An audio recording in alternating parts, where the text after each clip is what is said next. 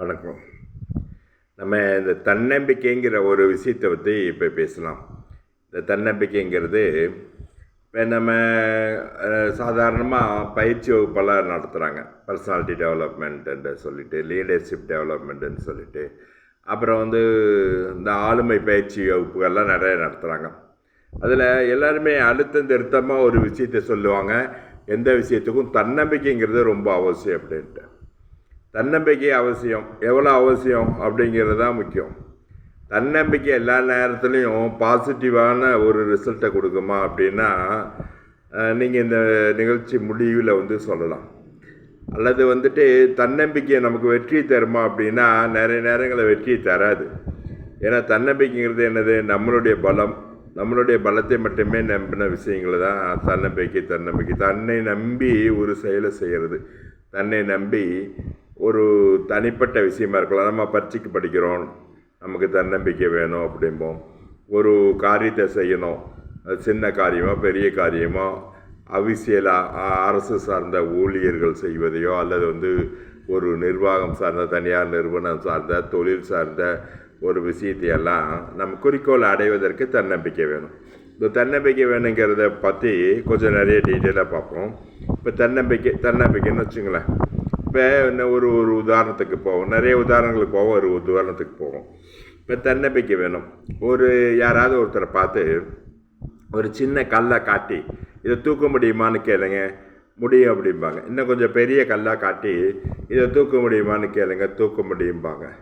ஒரு பெரிய பாறையை காட்டி இதை தூக்க முடியுமா உங்களால் அப்படின்னு சொன்னால் அவங்க என்ன சொல்லிடுவாங்க உடனே? அவங்க இதுக்கு முன்னாடி நம்ம 20 கிலோ தூக்கியிருக்கிறோம், 30 கிலோ தூக்கியிருக்கிறோம், 40 கிலோ தூக்கியிருக்கிறோம், ஏன் 50 கிலோ கூட தூக்கியிருப்பாங்க. சிலர் ஒரு மூட்டை அரிசி 75 கிலோ கூட தூக்கியிருப்பாங்க. அதை வச்சுக்கிட்டு அவங்க என்ன மதிப்பீடு செய்வாங்க? நம்மளால் இதை தூக்க முடியாது அப்படிங்கிற விஷயத்துக்குள்ளே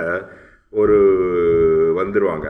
ஆனால் அவங்களால அவங்க ஏன் முடியாதுன்னு சொன்னாங்க? இப்போ அவங்கள நம்புகிறாங்க. தன்னம்பிக்கை தானே, நம்மளை தானே நம்பணும்.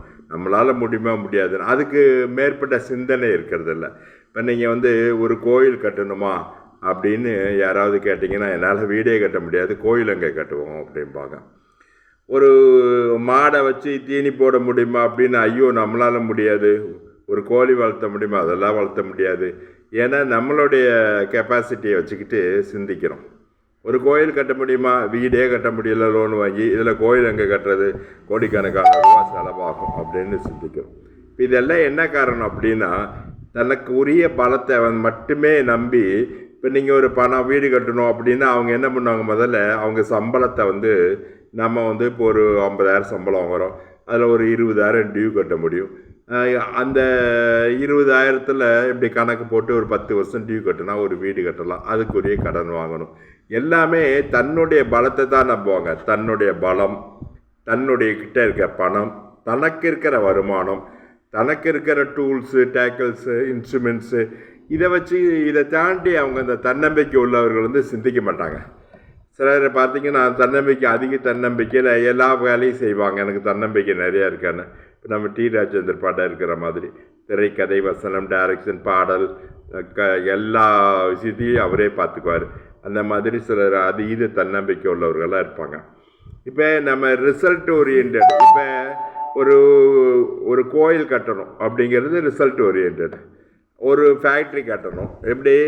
பெரிய விஷயங்களை சிந்திக்கிற யாரும் தன்னம்பிக்கைக்குள்ளே இருக்கக்கூடாது. இந்த தன்னம்பிக்கைங்கிறத ஒரு லிமிட்டிங் பிலீஃப் கொண்டுக்கிட்டு வந்துடும். நம்மளுடைய ஒரு கற்பனை திறனையோ அல்லது நம்மளுடைய சக்தியையோ அல்லது நம்மளுடைய அறிவுத்திறனையோ அதை நம்பியே ஒரு காரியத்தை செய்ய போகும்போது அந்த காரியம் தடையாகும் அல்லது காரியத்தை செய்ய முடியாதுன்னு முன்னாடியே நம்ம ஒரு நம்பிக்கைக்கு வந்துடும்.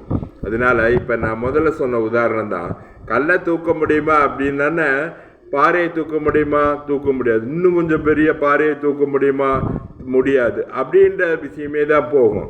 அவங்க என்னென்னா அவங்களுடைய பலத்தை நம்புறதுனால. சரி, இப்போ கல் பெருசானோன்னா பக்கத்தில் 2 பேரை கூப்பிட்டு சேர்ந்து தூக்குவோம் அப்படிங்கிறது வராது. ஏன்னா அது தன்னம்பிக்கையுள்ள அடக்கம் இல்லை. நம்ம தன்னம்பிக்கை தானே வளர்த்து வச்சுருக்கிறோம். கோயில் கட்டணும் அப்படின்னா வீடு கட்டுறதை பற்றி சிந்திச்சு நம்ம வந்துட்டு அப்பயும் வந்து யாராவது பணம் தருவாங்க, வேறு வருமானம் வரும் அப்படி சிந்திக்க மாட்டாங்க. இப்போ வாங்குகிற சம்பளம், இப்போ வர்ற வருமானம், அதை தாண்டி அவங்க சிந்திக்க மாட்டாங்க. ஏன்னா அவங்களுடைய தன்னம்பிக்கையினுடைய அளவு, தன்னம்பிக்கை ஒரு அளவை நிர்ணயம் பண்ணுது, இதுக்கு மேலே நமக்கு முடிக்காதுன்ட்டு. அதேமாரி தான் ஒரு கோயிலை கட்டுறோம் அப்படின்னு சொல்லும்போது, கோயிலை கட்டுறவங்களெல்லாம் நல்லா பாருங்களேன். கோயிலில் யார் கட்டுவாங்கிறீங்க? இப்படி வருமானம் வரக்கூடியவங்க, பணக்காரங்க, அவங்கள கட்டுறாங்க. கோவணம் கட்டிக்கிட்டு இருக்கிற சன்னியாசிகள் தான் பெரிய பெரிய கோயிலெலாம் கட்டுறாங்க. அவங்களுக்கு மட்டும் எப்படி? அவங்க என்ன அவங்க தனி நபர் வருமானத்தையோ இல்லை என்னுடைய வருமானம் இவ்வளோ இருக்குது, என்னுடைய சொத்து இவ்வளோ இருக்குது, இதுக்கு கட்டுப்பட்டு தான் கோயிலை கட்டணும்னு அவங்க நினைக்க மாட்டாங்க. சன்னியாசியாக இருந்தாலும் பெரிய பெரிய கோயில்கள், பெரிய பெரிய 1000 கோடி கட்டினாலும் சரி, 10,000 கோடி கட்டினாலும் சரி, இல்லை ஊருக்குள்ள ஒவ்வொரு கோயிலும் பாருங்கள், யாராவது பூசாரி, சன்னியாசி, பஞ்ச பிரதேசிகள் தான் வந்து கட்டுறாங்க. அவங்களுக்கு என்னென்னு அவங்க சிந்தனை வந்து நம்பிக்கையில் போகுது, தன்னம்பிக்கையில் இல்லை.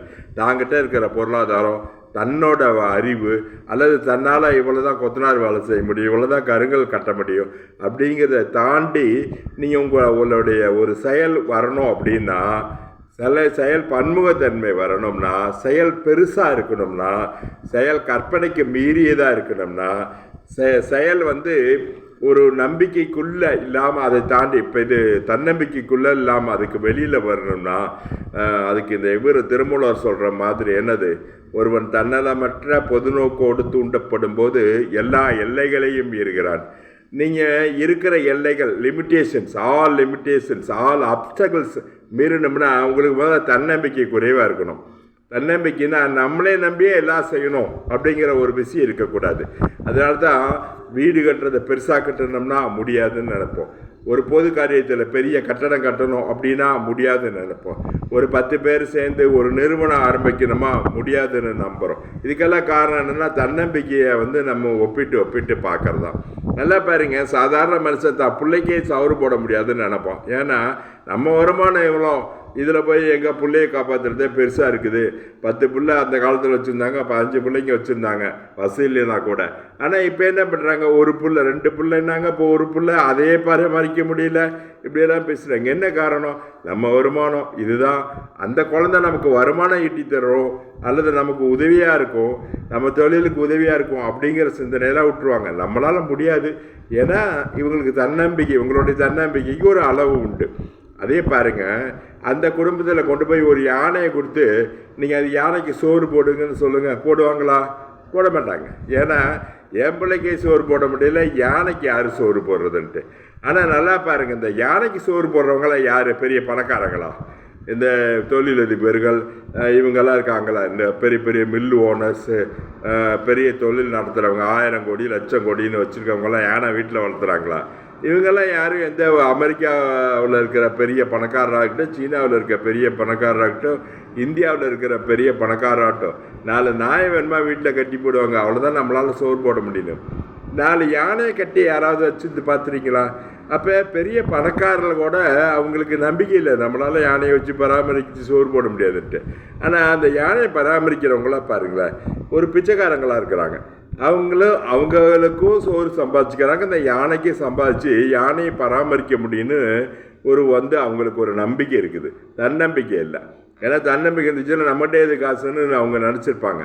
அதையும் தாண்டி அவங்க யானைக்கு சோறு போடுறாங்க, யானையை பராமரிக்கிறாங்க, தன்னையே பராமரிச்சுக்கிற ஒரு சாதாரண பிச்சைக்காரர்கள் தான் பெரிய யானையை கூட வளர்த்துறாங்க. ஒரு சாதாரண பரதேசிகள் தான், அல்லது சன்னியாசிகள் தான், அல்லது எல்லாத்தையும் துறந்தவர்கள் தான் பெரிய பெரிய கோயில்கள்லாம் கட்டுறாங்க. இங்கே என்ன பலகீனம் அப்படின்னா நம்பிக்கையே பலகீனம். நம்பிக்கைங்கிறது ஒரு அளவுக்கு தான் இருக்கணும்.